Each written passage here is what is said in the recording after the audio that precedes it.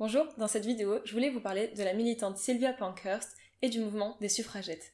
Sylvia Pankhurst est la fille de Emmeline Pankhurst et la sœur de Christabel et Adela Pankhurst. Ces femmes sont connues pour être des figures dirigeantes du mouvement des suffragettes. On peut par exemple voir Emmeline, la mère donc, dans le film Les suffragettes interprété par Meryl Streep. C'est en 1903 que Emmeline Pankhurst fonde la Women's Social and Political Union, WSPU, Union sociale et politique des femmes, un organe de lutte pour les droits des femmes.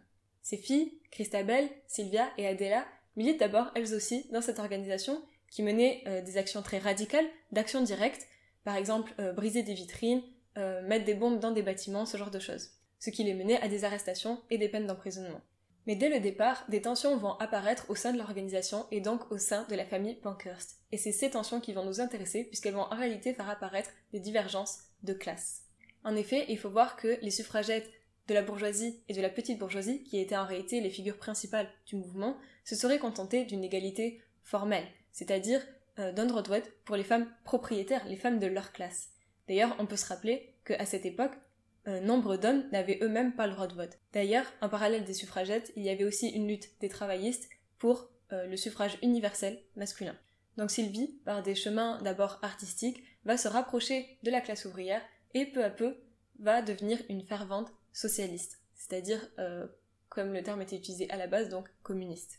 En 1912, elle décide de se donner entièrement au mouvement et commence à rejeter les actions terroristes de sabotage et d'incendie demandées par sa sœur Christabel, en faveur d'un appel plus large et plus confiant dans l'action des masses, et notamment envers les femmes de l'East End de Londres. Plutôt que de simplement inviter les gens à venir écouter des conférenciers de renom, elle encourageait les gens à prendre la parole eux-mêmes, dans la rue, dans les marchés. De cette manière, elle cherchait à lier le mouvement des suffragettes avec la lutte générale de la classe ouvrière. Elle comprenait la nécessité d'un mouvement de masse qui se repose sur une compréhension de classe. Elle disait vouloir non pas un militantisme plus sérieux de quelques-unes, mais un appel plus grand aux masses à joindre la lutte. Et elle avait raison. Au fond, les coups d'éclat des suffragettes sont gérables par l'État bourgeois. Réprimés par la violence, calomniés, ils peuvent facilement être rendus minoritaires et mal vus. C'est vrai que ça peut demander beaucoup de courage et d'esprit de sacrifice de se lancer dans l'action directe, pourtant ça ne met pas sérieusement en danger le pouvoir en place. En revanche, ce qui inquiète la classe dirigeante, ce sont les mouvements de masse qui mettent en danger leur profit et leur pouvoir. Les grèves, les mouvements révolutionnaires, quand les masses entrent en action, parce que unis, leur force est considérable. Et justement, le mouvement ouvrier était en effervescence. Il menait à cette époque une lutte intense contre la classe capitaliste, avec notamment des grèves massives des dockers et des travailleurs des transports. Qui plus est, la révolution russe en 1917 va donner un énorme élan à tous ces mouvements en Europe en donnant la perspective d'une authentique démocratie ouvrière.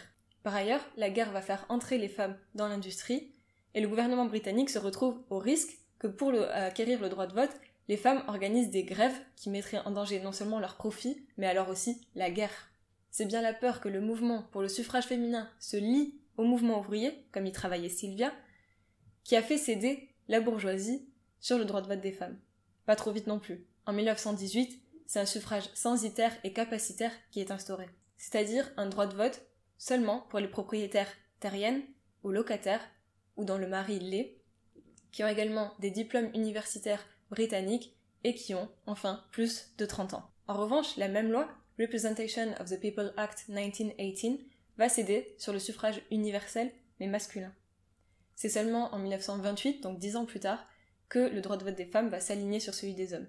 À noter que, en Russie, la révolution va dès 1917 donner le suffrage universel sans distinction de sexe. Mais revenons à notre famille Pankhurst et à avant la guerre.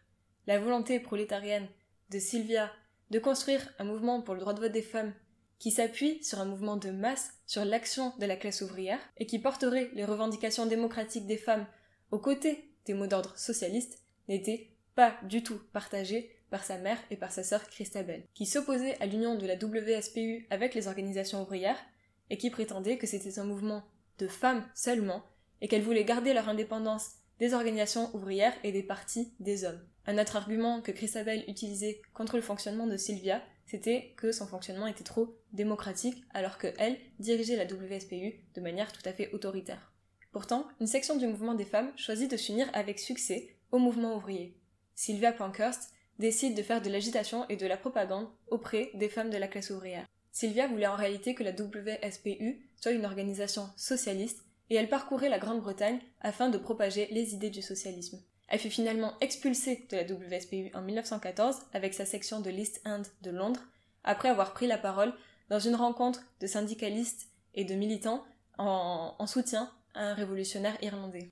Ici, on voit clairement une grande différence d'approche. Les suffragettes de la bourgeoisie et de la petite bourgeoisie cherchaient à construire un mouvement qui s'organise qu'autour d'enjeux féminins, tandis que Sylvia cherchait à mener la lutte unie contre le capitalisme comme une voie vers l'émancipation des femmes. Finalement, la véritable orientation du mouvement des suffragettes a été révélée avec le déclenchement de la Première Guerre mondiale. La WSPU a mis fin à tous ces moyens de pression et est devenue fervente partisane du gouvernement britannique et de l'effort de guerre. Le Premier ministre britannique a même pu solliciter personnellement le soutien de la WSPU et a financé ces manifestations pro-guerre organisées autour du slogan « Nous demandons le droit de servir ». Emmeline Pankhurst a même justifié la guerre contre l'Allemagne en disant que l'Allemagne était une nation masculine. Le journal du WSPU, Vote for Women, fut rebaptisé Britannia. Il appelait à l'effort de guerre et appelait la population à s'engager dans l'armée pour les hommes, dans l'industrie pour les femmes et surtout à emprisonner tous les ennemis de la nation. Sylvia Pankhurst, elle, s'opposa à la guerre et elle mena une campagne pour que les femmes qui remplaçaient les hommes partis au front dans l'industrie de l'armement et de la métallurgie reçoivent un salaire équivalent. Finalement, on voit que malgré leur radicalisme en parole, les suffragettes étaient prêtes à s'allier aux hommes quand ces hommes étaient ceux de leur classe, de la classe dominante. Une union qui, en plus, allait à l'encontre de l'intérêt des hommes, mais aussi des femmes de la classe ouvrière qui, eux et elles, allaient souffrir, voire mourir, dans le combat. Après la guerre, Emmeline et Christabel Pankhurst adoptèrent des positions antisyndicales, réactionnaires. Effectivement, elles furent partie des premières femmes à se présenter à des élections, mais pour nul autre que le Parti conservateur. Pendant ce temps, Sylvia Pankhurst construisait le Parti communiste britannique. Bon, au final, Sylvia commença à considérer le parlementarisme comme une institution bourgeoise, ce qui est vrai, mais auquel du coup il fallait complètement tourner le dos et n'avoir rien à voir, ce qui est moins vrai, et ce qui sera critiqué par Lénine dans son livre La maladie infantile du communisme, le gauchisme, notamment dans le chapitre 9 que je vous mettrai en description. Elle avait en fait une compréhension assez limitée du marxisme, mais ce que j'avais envie de souligner ici, c'est qu'elle cherchait toujours à défendre une position de classe. À l'approche de la Seconde Guerre mondiale, elle va se consacrer à la lutte contre le fascisme, notamment en s'opposant à l'invasion de l'Éthiopie par Mussolini, et également en soutenant les républicains espagnols dans leur lutte contre Franco. Ce que je voulais partager à travers l'histoire de Sylvia Pankhurst et des suffragettes, c'est qu'il ne peut y avoir de mouvement de toutes les femmes en général. Ces mouvements sont nécessairement divisés par des lignes de classe, même si c'est pas toujours aussi visible que dans ce cas-là. Bien sûr, ça ne signifie pas non plus que les hommes de la classe ouvrière vont lutter instinctivement contre le sexisme de par leur classe. Non, parce qu'ils sont évidemment eux aussi soumis à l'endoctrinement sexiste de l'idéologie dominante. Et c'est aussi le rôle des militants communistes de leur montrer en quoi la défense de la plus grande égalité entre les genres leur est également favorable. Parce qu'il n'y a que par un mouvement uni que la lutte contre le capitalisme sera possible, et parce qu'il n'y a que en renversant le capitalisme qu'on pourra faire disparaître l'oppression sexiste. Je vous laisse avec une petite citation de Sylvia Pankhurst. « Je sais que nous créerons une société où il n'y aura pas de riches ou de pauvres, pas de personnes sans travail, ni beauté dans leur vie, où l'argent lui-même disparaîtra, où nous serons tous frères et sœurs, et où chacun aura assez. »